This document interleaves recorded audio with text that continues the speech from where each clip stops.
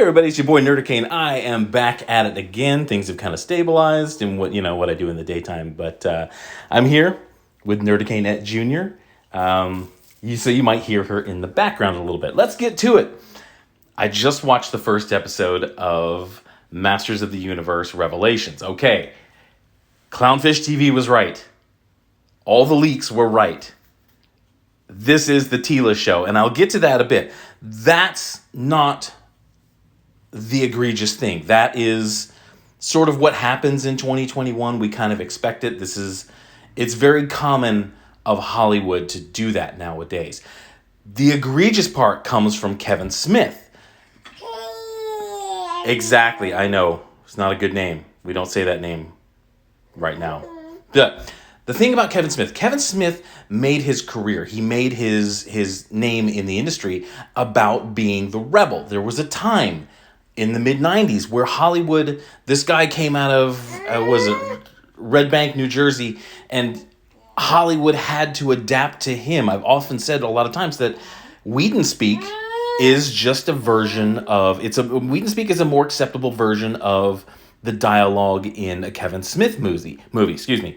So Hollywood had to follow him. He was being the rebel. Fast forward 25 years, he's doing the Hollywood thing that has ruined so many other franchises. He lied to the fans. He lied directly to them. He said that this was not a Teela story, when in actuality it is. He did something that Paramount did with that Star Trek movie that nobody remembers, when they told the fans, no, this is not a remake of Wrath of Khan, when in actuality it was a remake of Wrath of Khan. They said so many other things in Hollywood. It's just the disappointing thing. It's like you say, we're not mad at you, we're disappointed, but we're actually mad at you, Kevin Smith, because you lied openly, and now you've spent the whole weekend kind of mocking the fans of He-Man now that this has come out. It's like you had a really good time this weekend at the failed San Diego Comic-Con with friendly press, avoiding the hard questions, mocking the fans, having a good time laughing at the fans, saying, they're not really fans of the show, they're misremembering the thing. And that's a very Hollywood 2021 thing to do. 1995 Kevin Smith would want to kick 2021 Kevin Smith's ass. Straight up would call him out and want to kick his ass, because you've done the things that Hollywood did. If Kevin's listening, I know you're not listening. I have 300 subscribers. There's a story that Kevin Smith tells about Mallrats back in the day when he was making Mallrats. Mallrats was his first sort of big Hollywood produced movie.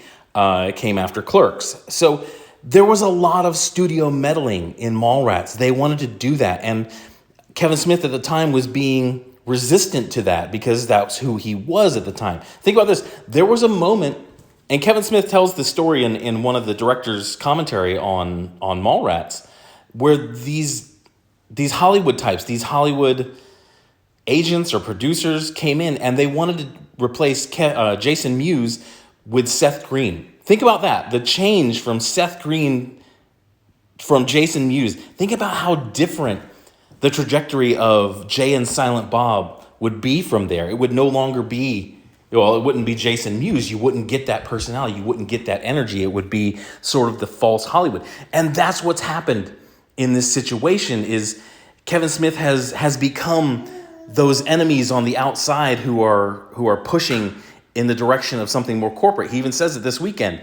He said, Netflix is not upset, so we're good. We're, as he said, safe as kittens. He's siding with Hollywood. He's siding with the Hollywood money because he's lost his fan base. He's ignoring them when they're saying that, hey, we don't like this. When a year and a half ago, they could have said, when the leaks came out and the reaction to it was so bad, was so enthusiastically bad, he could have changed the trajectory. He could have said, hey, this leak wasn't supposed to happen, but it happened.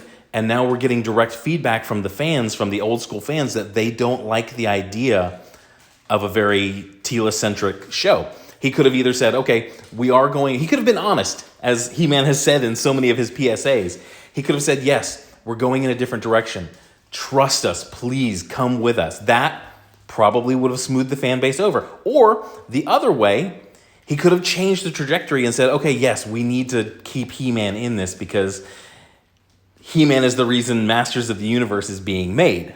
And the backlash has created, go look at Rotten Tomatoes. I'm not going to do a screenshot of it. Holy cow. I have not seen a disparity between the paid Hollywood shill reporter reviews and the people who actually paid Netflix to watch this. I have not seen a gap that far in a very long time. This is probably worse than Captain Marvel, because I think Captain Marvel got down to a 30%. This is down in the teens. But I want to talk about the show now. The show, the animation, the art, the look, the character's design, absolutely beautiful. This is a very, very well-made cartoon it should be for teens. It's a little bit above, say, I don't know, Avatar maybe, because there's actual death in this. And I know Avatar fans are going to get mad. There's death in Avatar. Shut up. And we're talking about He-Man. But the show looks absolutely gorgeous. They even managed to make Orko look cool when Orko sucks. And Orko does suck in this show as well because, Orko is good for one run. You get one run out of Orko and then he falls on his face. In that regard, he reminds me of a Pontiac I had back a few years. But the show looks good. The animation looks really good. The battles look great. The first battle, and it's very funny because I had a good time watching this, and I actually had some moments where I laughed out loud in the show, and that's pretty rare nowadays. There was early in the show, there's a moment where Skeletor is starting to monologue, and the sorceress just blasts him off his feet, and I found that funny. There's a fight scene where it's actually in the room with the sorceress, and what is Night Stalker? Skeletor's horse, Night Stalker, is getting a little froggy towards Teela, the main character of the show. And I'm like, yeah, I mean, the horse is mad, but it's still a horse. What are you going to do? And just out of Blazing Saddles style, Man-at-Arm just shoots across the room and punches a horse. He punched a horse like Mongo. I found that really, really funny. The fight scenes were really great, too. I've never seen Skeletor use his powers like that. And you'll see it when you watch this, if you watch it. There's a moment where he creates this portal, and he punches his fist through it, and then the portal that he created behind him sends a bigger version of his fist, an amplified version of his fist. I've never seen that. I've never seen Skeletor use his powers like that from the old cartoon, and I found that really, really interesting, and it was really, really cool. Getting to the story is Teela-centric. There's no two ways about it. There's fans who are more mad than I am about this because they're more passionate. That's kind of what you want. If you're going to revive a franchise, there should be a passion about it. Hollywood should have learned their lesson with Ghostbusters. Also, Ghostbusters trailer just dropped today. I may do a video on that. It looks really good. But that's the thing. It's the passion that's driving the fans right now. And the show is about Teela. You start the show, and what's going on in the first scene of the show? You're seeing a ceremony that's promoting Teela to Captain of the Guards. Everything follows through the perspective of Teela, and it's all Teela-centric. So, yes, there's no way about this. You can't. Kevin Smith lied, and like I said before, if he had just told the truth, if he had just been honest with the fans probably would have taken this a lot better because the fans are my age. The fans are 40. They're mid-40s. This is, we're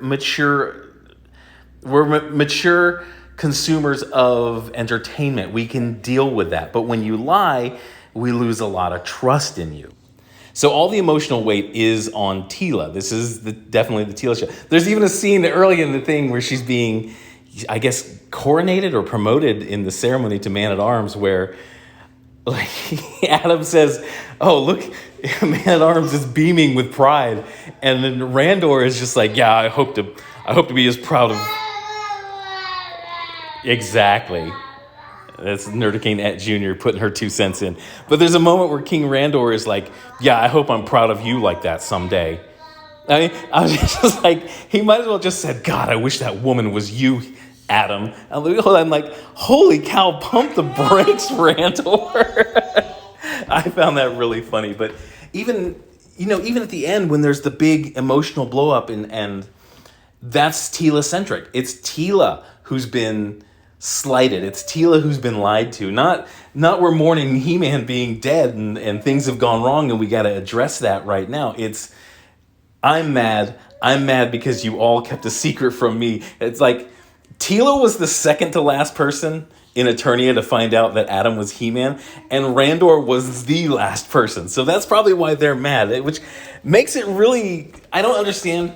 They were both lied to, but Tila throws her tiara down and leaves, the service of the kingdom. And then the next episode, she's got the tiara back. So I don't think the tiara was...